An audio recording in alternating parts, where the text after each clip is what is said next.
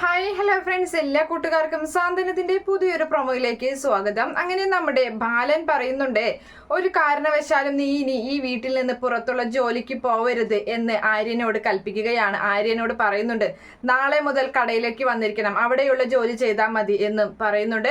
അതുപോലെ തന്നെ ഗോമതിയോടും ഒരു ശാസനം എന്ന രീതിയിൽ നീ അനുസരിപ്പിക്കണം എന്ന രീതിയിലും സംസാരിക്കുകയാണ്. ഇതെല്ലാം കേട്ടിട്ട് ആര്യൻ പറയുന്നുണ്ട്, ഇല്ല ഞാൻ വരില്ല കടയിലോട്ട്. എന്തായത് വീട്ടിൽ ഇനി എല്ലാവരുടെയും മുന്നിൽ വെച്ച് ആക്ഷേപിക്കുന്നത് പോരാ, പിന്നെ ഇനി അവിടെ കടയിൽ ചെന്നിട്ടും കേൾക്കണോ എനിക്ക്, അതുകൊണ്ട് ഞാൻ വരില്ല എന്ന് തീർത്ത് പറയുകയാണ്.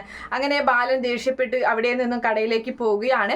ഇതേ സമയത്താണെങ്കിൽ നമ്മുടെ ആര്യൻ ദേഷ്യപ്പെട്ട് റൂമിൽ ചെന്നിരിക്കുമ്പോൾ അവിടേക്ക് മിത്രയും വരുന്നുണ്ട്. അതുപോലെ തന്നെ ഗോമതിയും ദേവിയും കൂടി വരികയാണ്. അങ്ങനെ ദേവി വന്നിട്ട് പറയുന്നുണ്ട്, അതില്ലേ ആര്യ, നീ എന്താ ഇങ്ങനെ ഇത്ര ദേഷ്യപ്പെടുന്നത്? അച്ഛനെന്ന് പറഞ്ഞത് ദൈവത്തിന് തുല്യമാണ്, അതുകൊണ്ട് തന്നെ അച്ഛനോട് ഇങ്ങനെയൊന്നും ദേഷ്യപ്പെടാൻ പാടില്ല. അച്ഛൻ എന്തെങ്കിലും പറഞ്ഞു കഴിഞ്ഞു കഴിഞ്ഞാൽ നീ അതിനോട് തലകുലുക്കല്ലേ വേണ്ടത്, നിനക്ക് എന്താ ഇത്ര ദേഷ്യവും കലിയൊക്കെ കൂടുതൽ എന്നൊക്കെ ഇങ്ങനെ പറഞ്ഞ് ചോദിക്കുന്നുണ്ട്.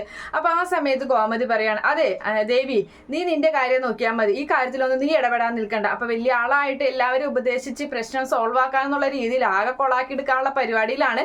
എന്തായാലും അതിനുശേഷമാണെങ്കിൽ നമ്മുടെ ആര്യനോട് ഇത് പറഞ്ഞിട്ട് നേരെ പോകുന്നത് ദേവി നമ്മുടെ ആനന്ദിന്റെ അരികിലേക്കാണ്. എന്നിട്ട് ആനന്ദിനോട് പറയുന്നുണ്ട്, അതെ, ശരിക്കും പറഞ്ഞു കഴിഞ്ഞാൽ ഈ അച്ഛനെന്ന് പറയുന്നത് ദൈവത്തിന് തുല്യമാണ്. അച്ഛൻ എന്ത് പറഞ്ഞാലും അതുപോലെ കയ്യും കെട്ടി നിന്ന് നോക്കി നിന്ന് അതെല്ലാം കേട്ട് അനുസരിക്കുന്നതായിരിക്കണം മക്കൾ എന്ന് പറയുന്നത്.